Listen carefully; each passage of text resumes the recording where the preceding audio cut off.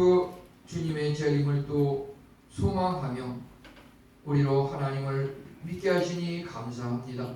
오늘 특별히 이렇게 부활의 주님을 기뻐 찬양하는 우리의 찬양을 받으시옵시고, 또 이 자리에 충성껏 나와 예배를 드리는 우리 성도님들의 경배를 받으시며 우리 안에 살아 역사하시는 주 하나님과 함께 동행함으로 주님을 기쁘게 해드리는 우리들이 다 될 수 있도록 주여 은혜 내려 주시옵소서. 예수님의 이름으로 기도하옵나이다. 아멘.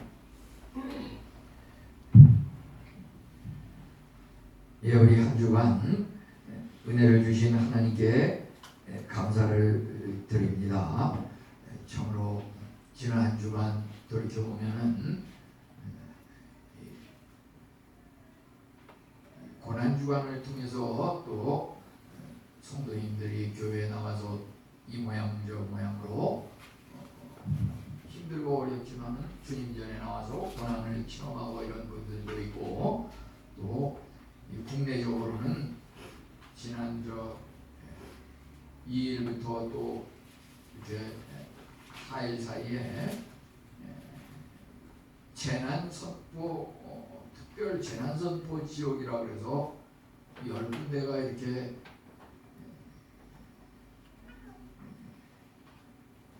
선택돼 가지고서 거기에 아주 산불이 엄청 나가지고서 이재민이 발생한 또 이런 것들을 우리가 접하게 되었습니다. 이런 우여곡절을 겪으면서 또 오늘 우리가 부활주일을 맞이하게 됐는데요. 부활주일, 우리에게 의미하는 그 부활절의 의미와 또 그것을 우리가 깨달아 알면서 하나님을 영화롭게 하는 우리들이 다 되었으면 좋겠습니다.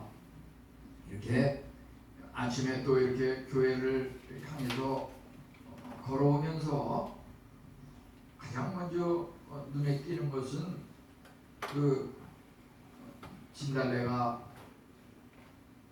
그 지난 주간에도 그 봉우리가 꼭 닫혀가지고 이렇게 있었는데, 오늘 아침에 보니까 한 절반 정도는 활짝 열리고 또 절반 정도는 아직 덜 열린 상태에서 조금 이렇게 닫혀 있지만은 봉우리가 이렇게 좀 커진 것을 이렇게 보면서 이렇게 화창한 봄길을 걸어서 이렇게 교회에 왔는데요.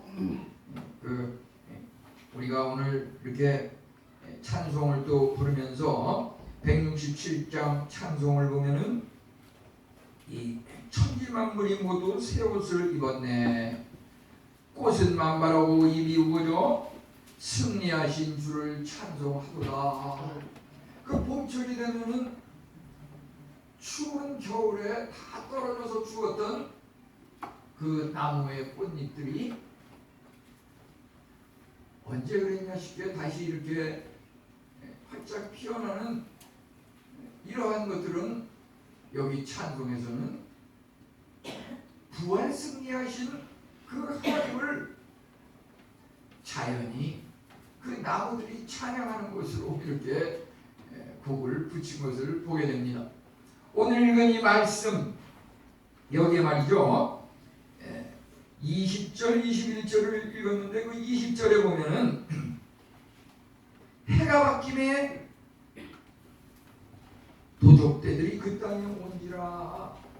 여기서 그 해가 바뀌었다고 하는 그 말은 이제 유대인들의 그 성경 당시의 그 달력에 보게 되면은 대개 그 3월 대보름이 지나서 이렇게 꽃이 활짝 피어오르는 그때를 사실은 말하고 있는 겁니다. 우리는 달력이 1월부터 물론 시작하지만 보통 한 3월 춘분 지나서 그때부터 이 유대인의 달력에서 이제 1월이 새해가 시작되는데, 그것은 바로 꽃이 활짝 피어오르는 봄철인 것입니다. 그래서 이것을 여기서 그 공동 번역이라든지 현대인의 성경에서는 오늘 읽은 우리 이 말씀에 대해서 어떻게 번역을 하고 있나 하면은 모압의 도적대가 봄만 돌아오면 이스라엘 땅을 침범하여 약탈하기 일쑤였다, 이렇게 이야기하고 있습니다. 우리가 읽는 그 예를 들어서 성경 말씀도 말이죠. 1년 1독 성경이다 그러면 그 오늘 읽는 그 2023년 4월 9일에 읽는 그 성경 범위가 말이죠. 2000년 전에 나온 성경이지만은 이 성경이 바로 현재의 삶을 살아가는 우리에게 가장 적절하고 필요한 말씀이 여기 시의적절하게 그 범위가 책정이 돼가지고 이렇게 우리가 읽게 되는 것입니다.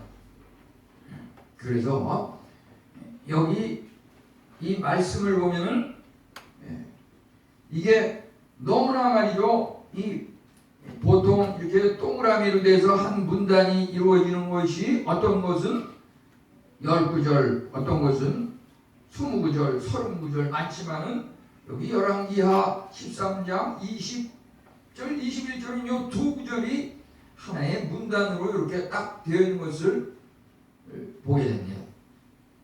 이 엘리사 선지자는 열왕기하 2장부터 13장에서 보면은 여러 가지 이적을 행하였는데 그가 살아생전에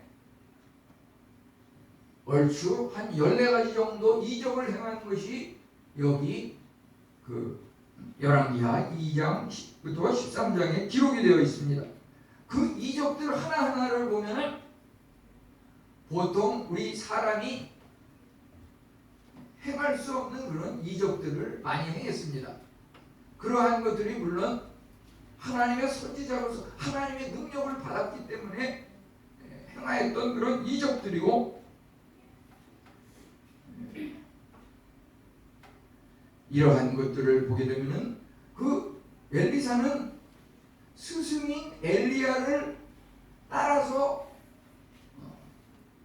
그 엘리야가 이제 좀 그만 따라와라, 너는 네 길을 가라, 나는 내 길을 가겠다, 난 이제 때가 돼서 이제 너를 떠나겠다, 두 번, 세 번 계속 얘기해도 엘리사는 스승님을 떠나지 않겠습니다. 스승님을 꼭 붙잡겠습니다. 스승님과 함께 하겠습니다. 이것은 바로 그 엘리야의 그 선지학교의 여러 제자들 중에서 수제자로서의 그런 어떤 마음의 자세를 엘리사가 보여준 것입니다.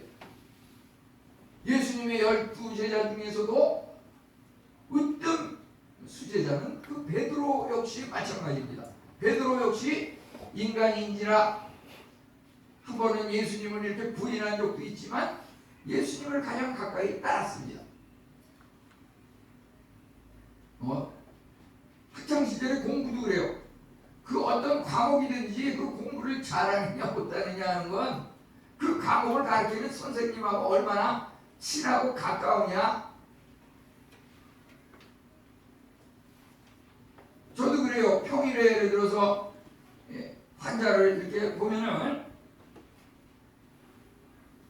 그 어떤 뭐 수입이 많고 좋고 숫자가 많고 좋고 그것이 중요하지 않다고 생각해요. 우선 한 사람이 와도 그 사람이 집에 밥숟가락이 몇 개고 자녀의 손주의 손주는 무슨 일을 하고 있고, 저는 그런 것들을 이야기하면서 대화를 나누고 접촉점으로 삼아서 이렇게 그 자리에 앉아서 이렇게 근무를 하면서 또 교회 일도 보고 이러면서 이렇게 살아가고 있는데요. 엘리사는 이처럼 엘리야의 수제자로서 그 스승을 꼭 따랐기 때문에 베드로와 같은 그런 으뜸 제자다, 이런 평가를 받고요. 또 그가 행한 여러 가지 그 이적들 많은 선지자들이 많은 이적을 행했지만 이 엘리사가 행한 그 살아생전의 그 이적들이라고 하는 것은 예수님의 버금가는 이 사복음서에 보면 예수님이 얼마나 많은 이적들을 행했어요.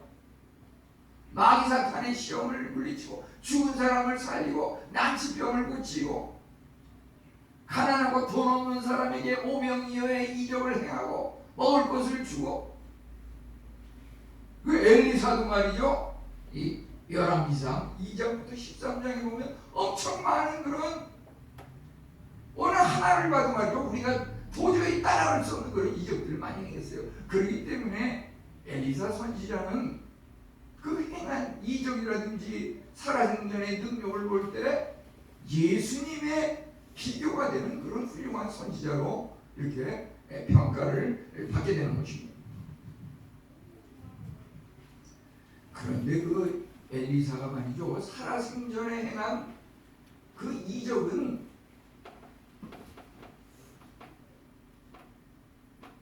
그 이적으로 인해서 살아생전에 그 왕들 또는 여러 백성들을 좋은 길로 지도하고 이름으로써 주변의 그 어떤 나라도 감히 이스라엘을 넘볼 수 없는 이런 부강한 나라로 만드는데 그 선지자로서의 그 지도력을 발휘해서 왕들로부터 신임을 받고 백성으로부터 신임을 받고 나라가 안정이 되고 부강이 됐는데 문제는 이제 엘리사가 나이가 들어서 죽게 됐는데 여기 지금 열왕기하 13장에 보면은 그 14절에서 엘리사가 죽을 병이 들고 죽었다고 하는 이런 얘기가 나오는데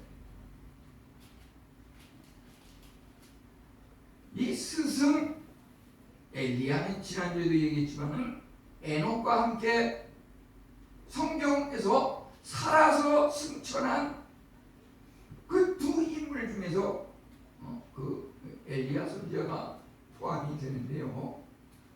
그러면 엘리사는 그 엘리야에게 부탁하기를 당신이 이렇게 하늘에 오르기 전에 나한테 성령이 역사하여 갑절의 그 능력을 나에게 좀 전수해 주십시오. 이렇게 부탁을 했다고 지난주에 얘기를 했는데요. 이 엘리사가 이 병들어 죽었는데 죽고 나서 엘리사를 통해서 이루어진 이 일이 말이죠. 우리는 도저히 상상할 수 없는 그가 살아생전에 14가지 이적, 예수님 비슷한 그런 이적을 많이 행하고 그 아무것도 아니고 엘리사가 죽어서 행한 그 한 가지 이적, 오늘이 읽은 말씀입니다. 어떤 이적을 행했길래 그래서 우리는 이 말씀을 통해서 말이죠. 과연 우리의 전성기가 언젠가 어떤 사람은 어린 시절에 어떤 사람은 청소년 시절 어떤 사람은 무슨 대기만성이라 그래서 5, 60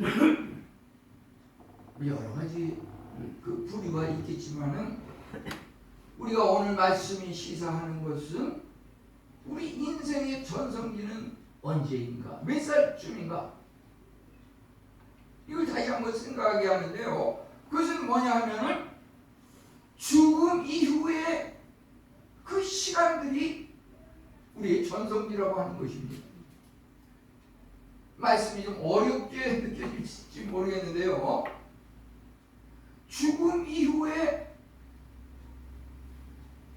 그 사람이 살아가는 그 평가, 그 사람에 대한 어떤 영향력, 그것이 진정 그 사람에 대한 평가이고 그 사람에 대한 영향력이고 그 사람의 진정 전성기라고 하는 것입니다. 왜냐하면 그가 살아있을 때는 뭐 크고 작은 일들을 많이 해서 이러저러한 평가를 받고 대단한 어쩌 이야기가 많지만 그 아무것도 아니라 뭐라는 거예요? 진정한 평가, 진정한 천성기는 그가 죽은 다음에 그 사람에 대해서 사람들이 어떻게 생각하느냐.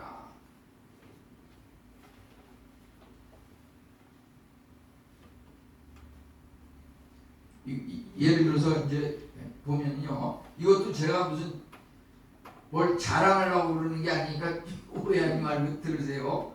뭐 이 말 속에는 물론 인간이나 약간의 그 자랑하려는 마음이 있을지도 모르겠어요. 무슨 말이냐면, 예를 들어서 제가 우리 장인 어른이 돌아가신 지가 지금 한 달이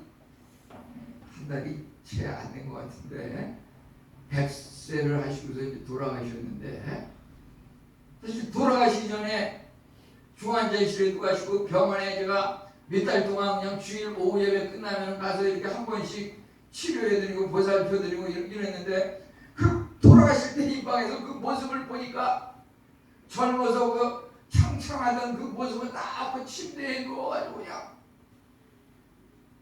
대소변도 가리는 둥 마는 둥 그냥 목소리도 그냥 기어들어가는 그 목소리, 그거 보니까 장인어른이 참 어르신이 참 연약해 보이고 너무 초라해 보이고 그러더라고요.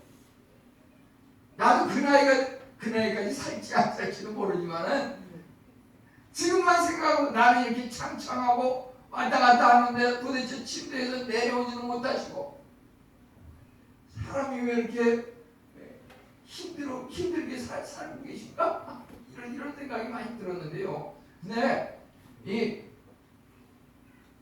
그분이 돌아가시고 나서 장례식을 치르면서 또 장례식이 지나서 한 달쯤 지내면서 제가 그 장인어른에 대해서 지금 생각하는데 말이죠.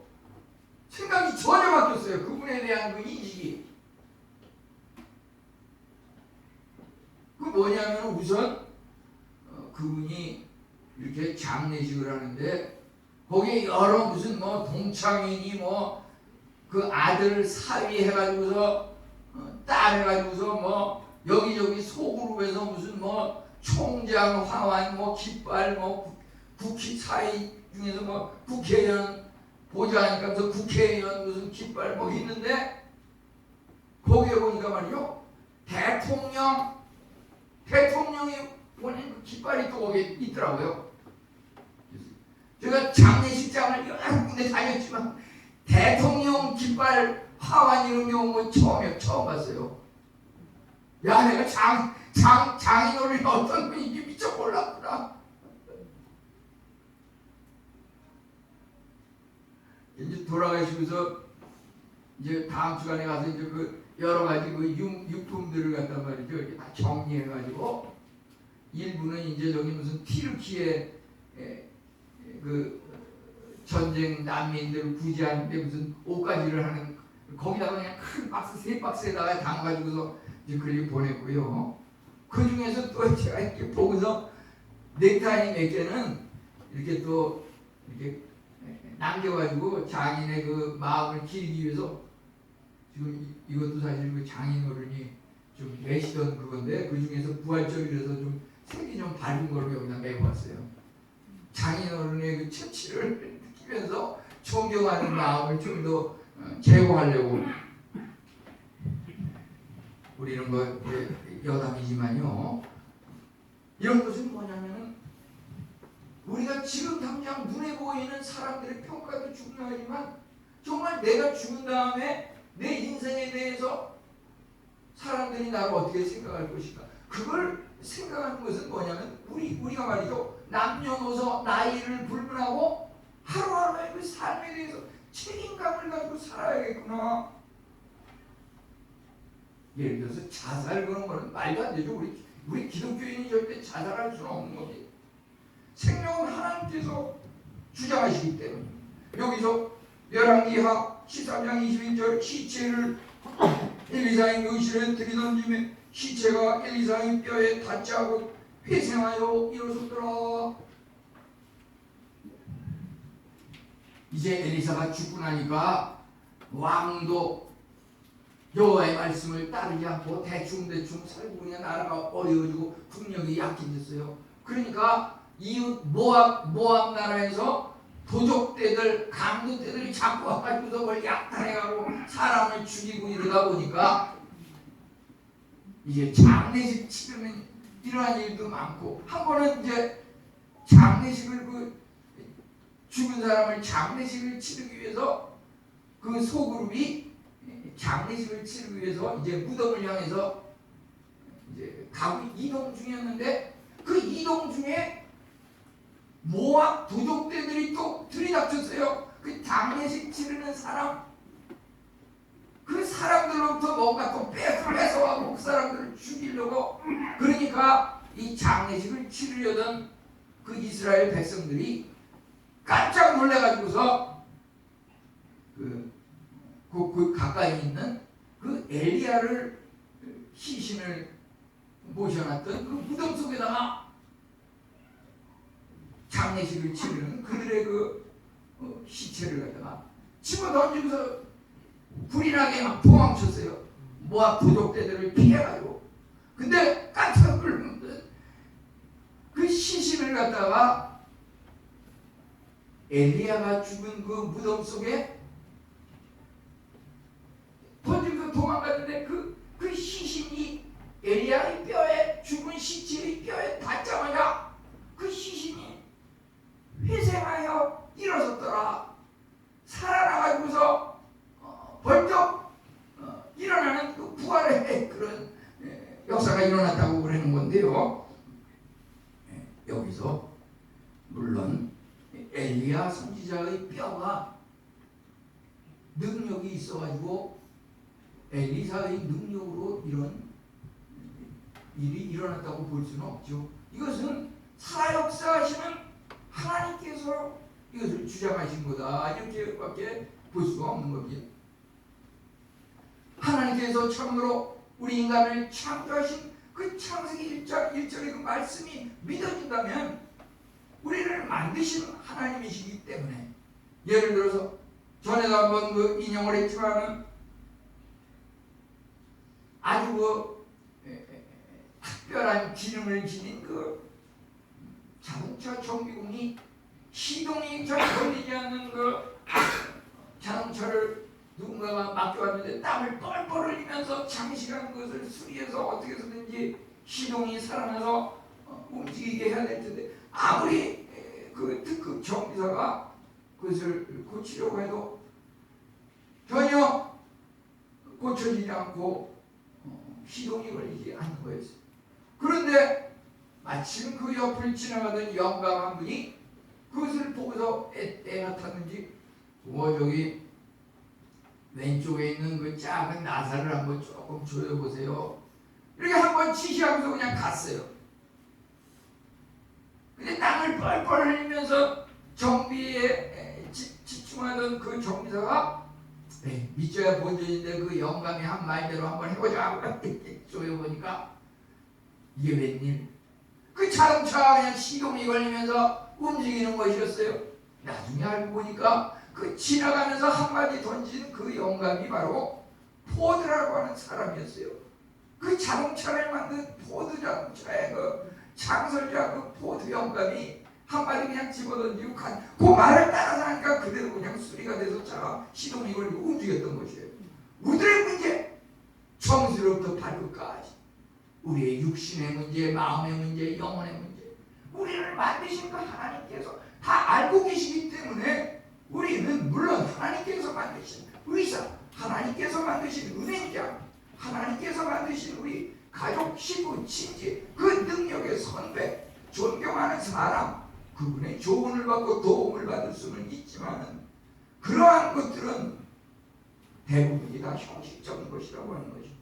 근본적인 것은 우리를 만드신 하나님께서 우리의 모든 문제점을 아시기 때문에 그것을 근본적으로 해결하고 고치시는 분은 오직 하나님 한 분뿐이라고 하는 것입니다.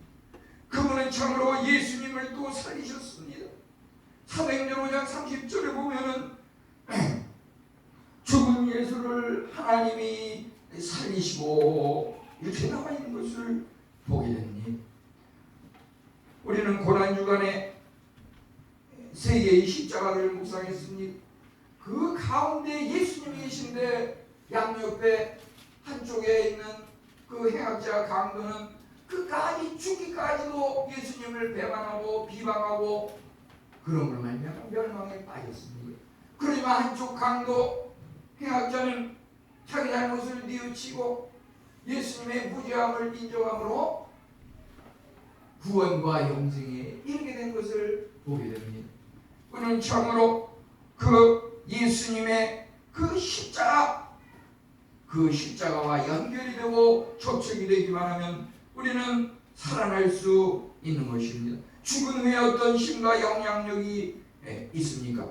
엘리야의 그 뼈에 시체가 닿자마자 생명이 돌아온 것은 무엇입니까? 예수님께서 요한복음 12장 23절에 한 알의 밀이 땅에 떨어져 죽지 아니하면 한 알 그대로 있고 죽으면 많은 열매를 맺으리라. 죽으면 많은 열매를 맺으리라. 왜 우리가 열매를 맺지 못합니까? 우리 자아가 너무 살아있습니다.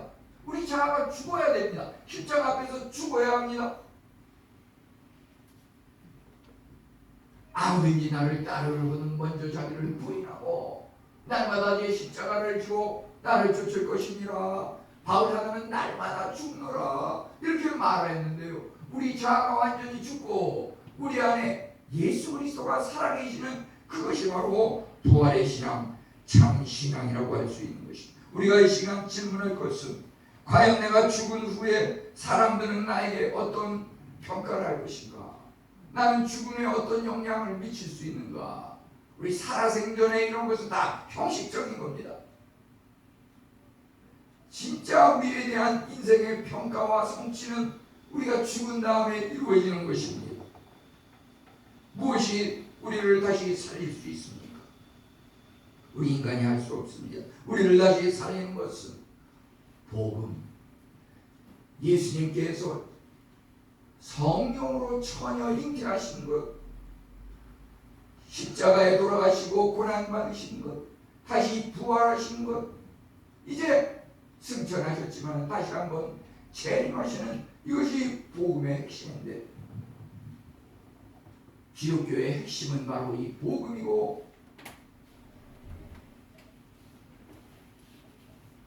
이 성경이라고 하는 것은 2, 3천 전에 기록된 과거의 그러한 이야기가 아니라 지금 이 시간에도 살아계시는 하나님, 지금 이 시간에도 살아계신 예수님, 지금 이 시간에도 살아계신 그 성령님의 그 역사하심이 우리 안에 왕자로 임하셔서 우리가 그분과 함께 살아가는 것, 그것이 바로 복음이고 기독교이고 우리 부활절의 핵심인 것입니다.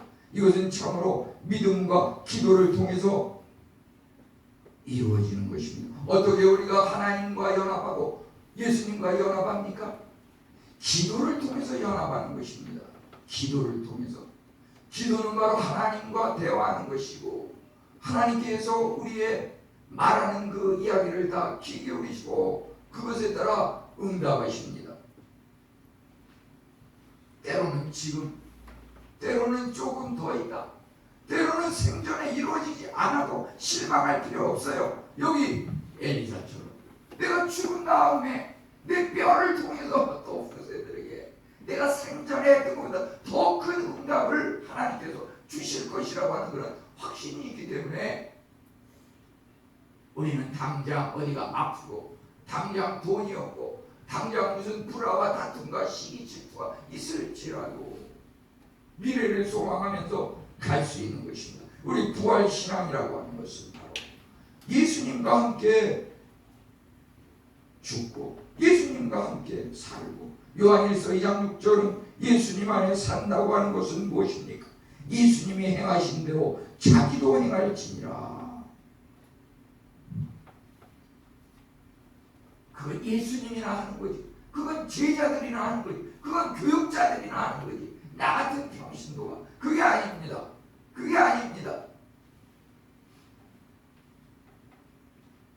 예수님을 믿는 그 모든 사람에게 오늘처럼 엘리사가 죽어서 그 죽은 뼈를 통해서 죽은 사람을 살린 것 같은 그러한 역사가 우리 성도님들에게 틀림없이 다 믿는 성도들에게는 임할 것입니다. 그런 역사, 남을 살리려는 역사가 일어날진데 나에게 있는 어떤 소소한 그러한 문제점들 그거 연연할 필요 없어요. 그거 아무것도 아닙니다. 부활의 주일을 맞이하면서 부활의 주님의 은혜가 우리 성도님들 모두에게 함께 하시기를 축원합니다. 하나님 감사